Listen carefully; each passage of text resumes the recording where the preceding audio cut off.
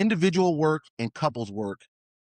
Couples work is the other thing that needs to happen. But ironically, you could do couples work and it help create the necessity for individual work. But I would recommend individual work again through a coach, a therapist, or a pastor who's trained in some form of clinical mental health, and to help to you understand your environment without the person first, and help you create Yes. that healthy sense of identity and framework so that you are not misinterpreting your environment because you have not learned how to separate yourself from your emotions. What ends up happening, especially in relationships, is when a person has not done the individual work first, is that they end up under the unction of the emotion because they have not separated themselves from the emotion, interpreting their environment from the emotional lens that they're under the unction of.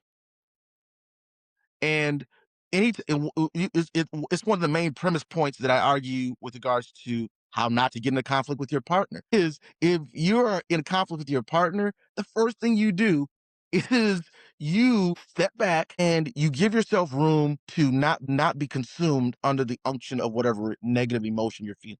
Create that separation, cope with it, find a way to come into a conversation with the right emotional disposition. Again, that takes a lot of individual work.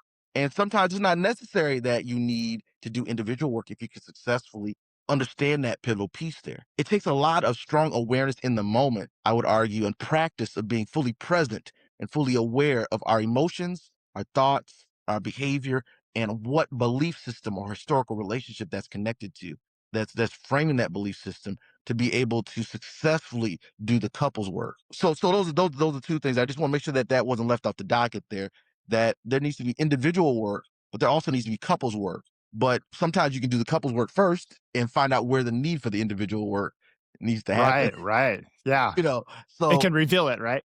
Yeah. right, that's right. So there's a need for couples counseling just as much as individual counseling. I think there should be a combination of both when you're talking about resolving relationship issues.